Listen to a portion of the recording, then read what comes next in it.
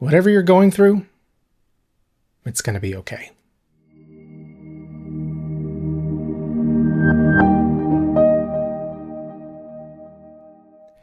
Hi, I'm Justin Lee, and this is A Year of Bible, where we're studying through the New Testament in a year, reading the public domain Berean Standard Bible Translation. You can find the full playlist of our study in this channel's playlist section. Today's chapter, Matthew 14, starts with a mention of Herod the Tetrarch. If you didn't know, there were multiple kings named Herod. The King Herod you may remember from the Christmas story was Herod the Great. The Herod of today's chapter, Herod the Tetrarch, was Herod the Great's son. That's just a little side note for you. Now let's read the passage, and afterwards I'd like to talk a bit about stress. Here's Matthew chapter 14. At that time, Herod the Tetrarch heard the reports about Jesus and said to his servants, "This is John the Baptist. He has risen from the dead. That is why miraculous powers are at work in him." Now Herod had arrested John and bound him and put him in prison on account of Herodias, his brother Philip's wife, because John had been telling him, "It is not lawful for you to have her." Although Herod wanted to kill John, he was afraid of the people because they regarded John as a prophet. On Herod's birthday, however, the daughter of Herodias danced before them and pleased Herod so much that he promised with an oath to give to her whatever she asked. Prompted by her mother, she said, "Give me here on a platter the head of John the Baptist." The king was grieved, but because of his oaths and his guests, he ordered that her wish be granted and sent to have John beheaded in the prison.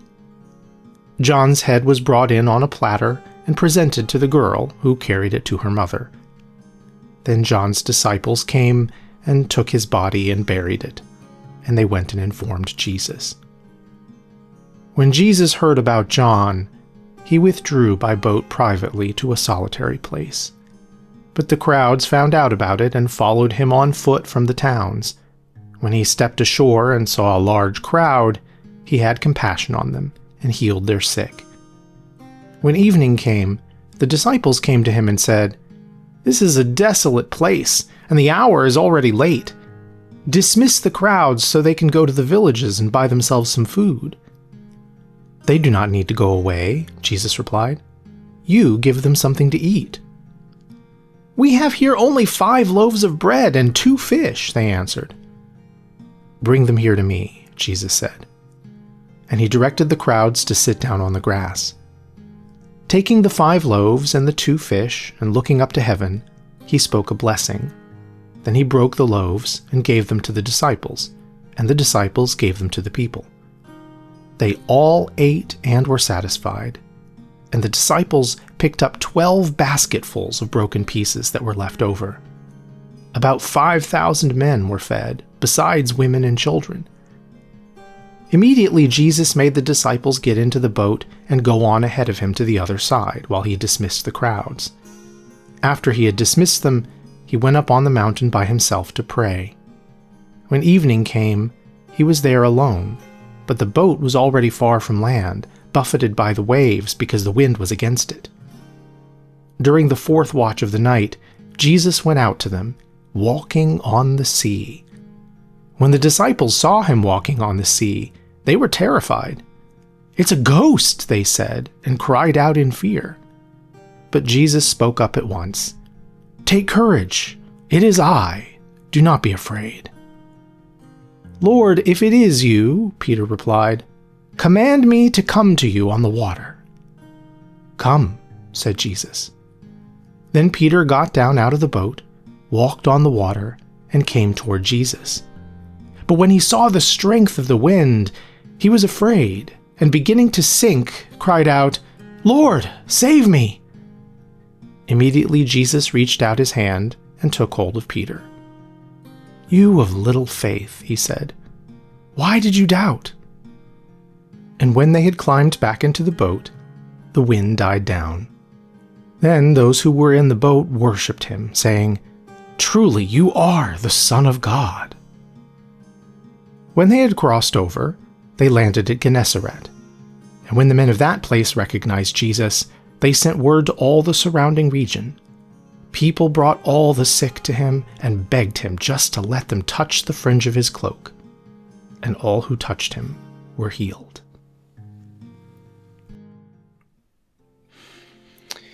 So, are you feeling stressed and overwhelmed today? Or if not today, have you been feeling stressed and overwhelmed lately?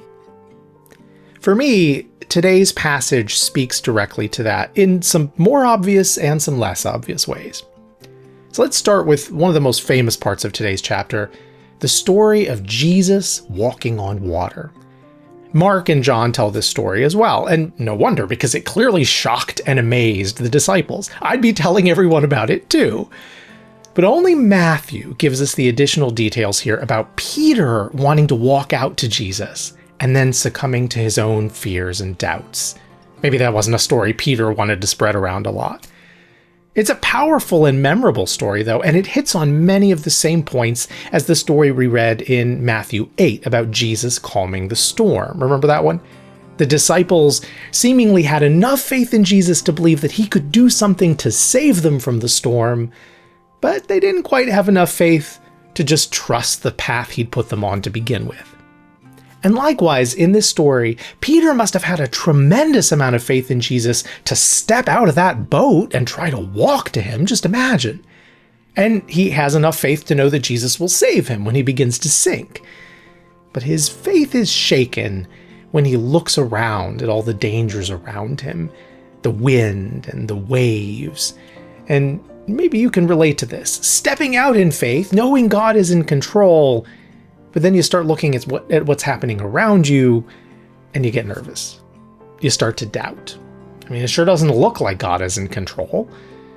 And your heart starts pounding, and you start freaking out and thinking about all the things that might go wrong, and you suddenly feel overwhelmed, like you're sinking, and you don't know how you're going to keep your head above water.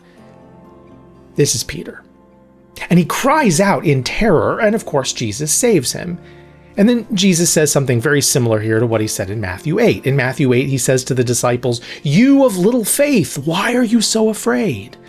And here he says to Peter, "You of little faith, why did you doubt?" It's a powerful story to remember when you're feeling overwhelmed by life, that you can have faith in God to bring you through any storm. But I have a couple cautions for you with this story. First, I believe this is here to encourage us, not to shame us.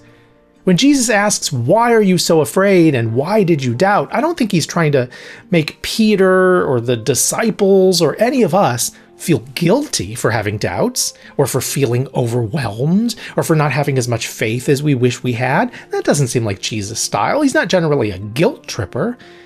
No, I think the point here is to encourage us, to remind us that when the storms of life are making us anxious and we feel like we're sinking, that it's not because God has abandoned us. It's just because we still have room to grow in our faith. And that's okay. After all, if we do need to work on our faith, we're in good company.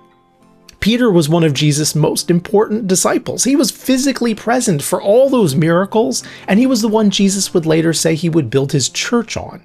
If even Peter needed to work on his faith, then of course we do. So again, this is to encourage us, not to shame us.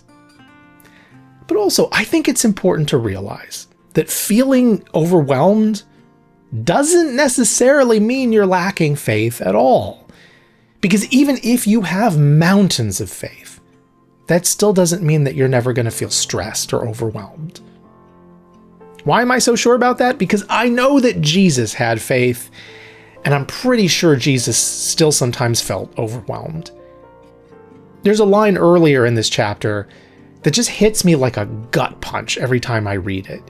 It says, "When Jesus heard about John, he withdrew by boat privately to a solitary place." We've talked before about Jesus seeking out solitude from time to time in his ministry, and we've talked about how difficult it must have been for him to get any alone time, with all the crowds constantly begging him for healing, not to mention the religious leaders watching him like a hawk and trying to trap him so they'd have an excuse to execute him. I mean, it must have been incredibly stressful and overwhelming. And all the while, he's trying to teach people and minister to people publicly and privately, knowing he has this excruciatingly painful death ahead of him. I just can't imagine what he must have felt over day. You want to talk overwhelmed? That's overwhelmed.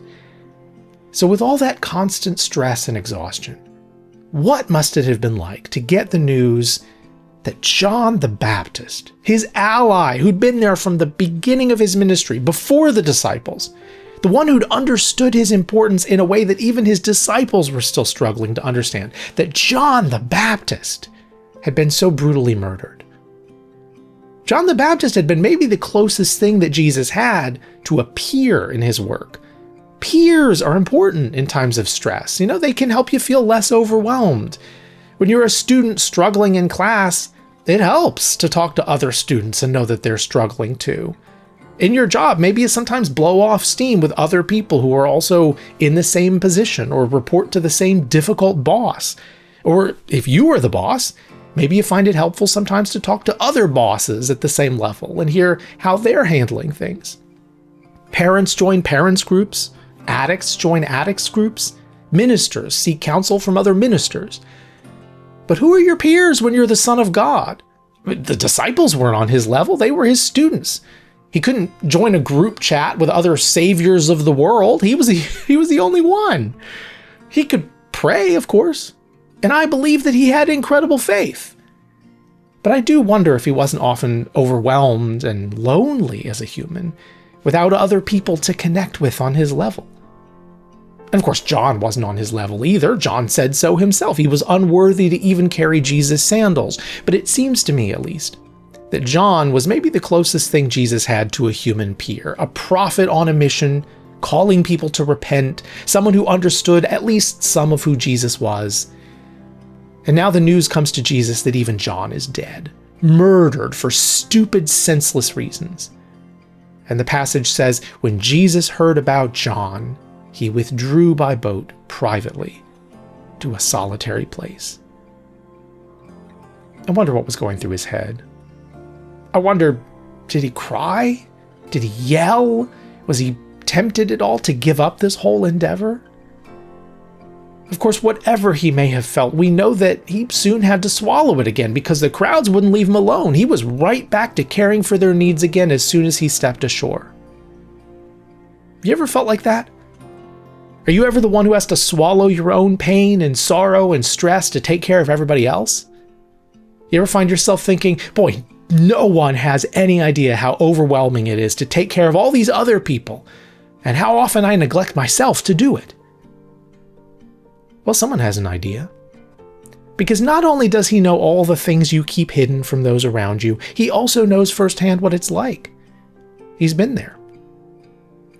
So in addition to the comfort of knowing that Jesus understands, I think it's worth noticing what Jesus did in times of stress. He took whatever opportunities he could to seek out solitary places. To pray, of course, but I can also imagine just to decompress and recharge. Faith is important when we feel overwhelmed, and we can always work on our faith. But also important, I think, is having the wisdom to take care of your own spiritual and emotional and mental health. Being willing to step away when you're overwhelmed and knowing what helps you to recharge so that you can get back out there and do whatever you've been called to do. Because yes, sometimes loving others means selflessly sacrificing your own needs to care for other people's needs. Jesus demonstrated that very plainly for us, and we're supposed to follow in his footsteps. But it's not being selfish to take care of your own mental health, too. If even Jesus needed to get away sometimes, to be alone, to pray, and to recharge, you're certainly going to need to as well, unless you think you're better than Jesus. So my encouragement to you today is to take a few moments to think and pray about your own emotional energy level. Is today a good day? Do you have some energy?